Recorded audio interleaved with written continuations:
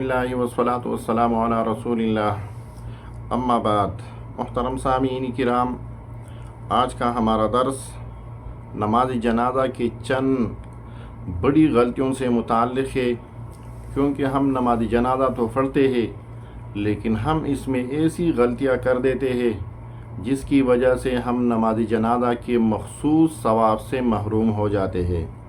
رسول اللہ صلی اللہ علیہ وسلم نے جنازہ پڑھنے والے کے لیے اتنے ثواب کا ذکر کیا ہے کہ جو نماز جنازہ پڑھتے ہیں اس کو احد پہاڑ کے برابر ثواب ملتا ہے، لیکن افسوس کی بات یہ ہے کہ ہم اس ثواب کو چند غلطیوں کی وجہ سے تباہ اور برباد کر دیتے ہیں، اور جو میت ہمارے سامنے پڑا ہوتا ہے اس کو بھی ہمارے جنازے سے کچھ فائدہ نہیں پہنچتا۔ سب سے پہلی غلطی ہم یہ کرتے ہیں کہ جیسے ہی امام نماز جنازہ کا نیت کر دیتے ہیں تو ہم پشتوں میں، اردو میں یا دیگر زبانوں میں نماز جنازہ کی نیت میں اتنے مشغول ہوتے ہیں کہ امام دوسری حتیٰ کہ تیسری تکبیر تک پہنچ جاتا ہے۔ یاد رکھیے، نیت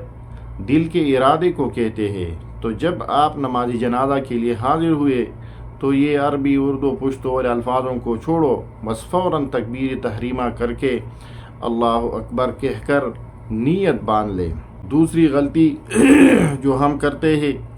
وہ یہ ہے کہ ہم نماز جنازہ تو پڑھتے ہیں لیکن ہم اس میں کچھ ایسے الفاظ پڑھ دیتے ہیں جو کہ رسول اللہ صلی اللہ علیہ وسلم، صحابہ کرام، تبع تابعین سے صحیح سند کے ساتھ ثابت نہیں ہے، اور وہ ہے فعل تکبیر کے بعد ثنا پڑھنے میں۔ وہ یہ ہے کہ ہم ثنا میں پڑھتے ہیں وَجَلَّ ثَنَاؤُكَ، تو جل ثناؤک کے جو الفاظ ہے یہ حدیث میں کہیں بھی ثابت نہیں ہے، لہذا اگر آپ نے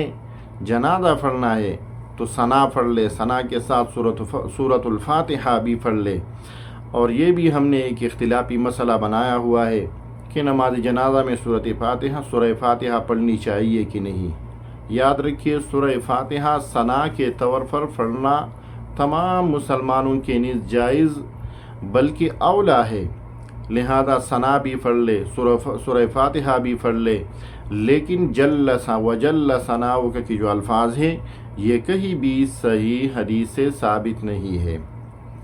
تیسری اور ایک اور بڑی غلطی جو ہم کرتے ہیں، نماز جنازہ کو جلدی پڑھنا ہے۔ ہم نماز جنازہ خواہ امام ہو یا مقتدی ہو اتنا جلدی پڑھتے ہیں کہ بس 15 20 30 سیکنڈ میں ہم پوری نماز جنازہ پڑھ کر اس سے اپنے آپ کو فارغ کر دیتے ہیں۔ یاد رکھیے، رسول اللہ صلی اللہ علیہ وسلم، صحابہ کرام، تابعین، تبع تابعین، اس نے آہستہ آہستہ جنازہ اور نماز پڑھی ہے۔ کہیں بھی جلدی کرنا رسول اللہ صلی اللہ علیہ وسلم اور سلف صالحین سے ثابت نہیں ہے، لہذا جب ہم جنازہ پڑھ لے، خواہ امام ہو یا مقتدی ہو،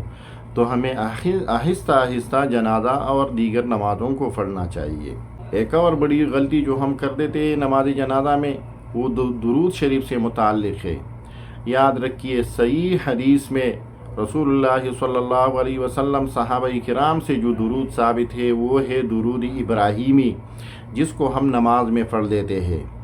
لیکن اس کے علاوہ جو دوسرا درود عام طور پر لوگ پڑھتے ہیں، اللہم صلی علی محمد وعلی آل محمد کما بارکت ورحمت وترحمت وغیرہ وغیرہ کے الفاظ، یہ الفاظ صحیح سند کے ساتھ کہیں بھی ثابت نہیں ہے، اور اس کا پڑھنا تھوڑا مشکل بھی ہے، لہذا جب آپ جنازہ پڑھ لیں تو درود ابراہیمی اس میں پڑھ لیا کرے، درود ابراہیمی کے علاوہ دوسرا درود پڑھنے کی کوشش نہ کرے۔ ایک اور بڑی غلطی جو ہم نماز جنازہ میں کرتے ہیں وہ آخری تکبیر سے متعلق ہے کہ جب ہم میت کے لیے دعا کر دیتے ہیں تو بس ہم نے ایک ہی دعا کو اپنایا ہوا ہے، اللہم اغفر لحینا و میتنا و شاہدنا و غائبنا وغیرہ وغیرہ کے الفاظ۔ یاد رکھیے، یہ دعا تو صحیح ہے لیکن یہ دعا تو ہم سارے میتوں کے لیے کرتے ہیں، تمام مردگان اسلام کے لیے کرتے ہیں۔ یہ جو ہمارے سامنے مردہ پڑا ہے، ہمارا بھائی ہے، بیوی ہے، بہن ہے، وغیرہ وغیرہ جو بھی ہے، اس کے لیے ہم نے کیا پڑھ لیا؟ رسول اللہ صلی اللہ علیہ وسلم، صحابہ کرام تو نماز جنازہ میں ایسی دعائیں پڑھتے تھے جو کہ سامنے والے میت سے متعلق ہوتے ہیں، اللہم اغفر لہ وارحمہ ولا تعذبہ، اللہم نور قبرہ۔ اسی طرح دیگر دعائیں بھی رسول صلی اللہ علیہ وسلم پڑھتے تھے، اللہم باعد بینہ و بین خطایاہ کما باعدت بین المشرق والمغرب۔ اسی طرح دوسری دعائیں بھی ثابت ہے، ربنا اغفر لنا ولاخواننا الذین سبقونا بالایمان۔ لہذا ہمیں چاہیے کہ ہم نے جو اتنا غلط پسندی اختیار کی ہے کہ بس ہم نے ایک ہی درود پر اکتفا کیا ہے، ایک ہی دعا پر اکتفا کیا ہے کہ اللہم اغفر لحینا و میتنا، لہذا اس پر اکتفا نہیں کرنی چاہیے۔